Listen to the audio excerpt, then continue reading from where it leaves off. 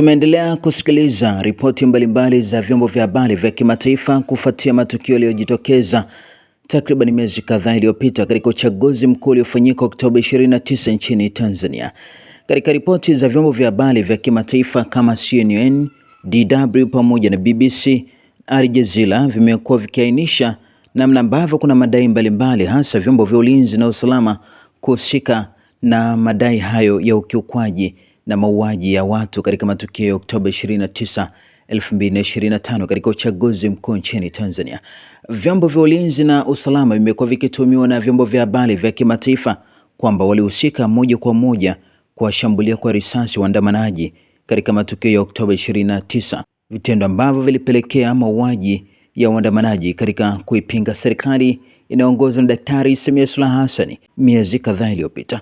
Wakati ripoti hizo za vyombo vya habari vya kimataifa vikizidi kunguruma miongoni mwa masikio wa Tanzania kuhusiana na matukio hayo, baadhi ya wanaharakati, viongozi wa makundi mbalimbali ya kisiasa nchini Tanzania na majukwaa ya kisheria wameibuka na kuzungumza kufuatia ripoti iliyotolewa na chombo cha habari cha kimataifa cha DW siku ya Januari 16, 2026. Alichokiandika Boniface Mwabukusi baada ya kushare ripoti ya DW, amesema kwamba tutaliponya taifa tukisimama na kuzingatia msingi wa kweli, haki na uwajibikaji.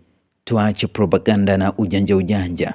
Taifa limevimba zaidi kuliko ilivyokuwa kabla ya uchaguzi. Tunaharibu zaidi tukidhani tunatengeneza. Dhuluma ya utekaji na upotezaji wa ukosoaji, dhuluma ya kuminywa kwa uhuru wa kujumuika na demokrasia, uchaguzi na mauaji ya raia Oktoba 29, 2025 na kuendelea kupambana na viongozi wa upinzani au kushambulia teki au Father Charles Kitima badala ya kusikiliza hoja zao. Kuendelea kuamini kuwa wanaharakati wa haki za binadamu kama akina Malia Salungi, Mange Kimambi na Sativa ni maadui wa taifa badala ya kutafuta njia ya kuwasikiliza na kujadiliana nao kuelewa ili kuponya taifa is an illusion. Hakuna lisilojulikana, mambo yote yako wazi. Dawa ni kuchukua hatua za kiuadilifu, kuwajibika na sio kufunika kombe mwanadamu apite. Aliandika hivyo Boniface Mwabukusi kupitia katika ukurasa wake wa mtandao wa X kufuatia ripoti hiyo ya chombo hicho cha habari cha kimataifa DW.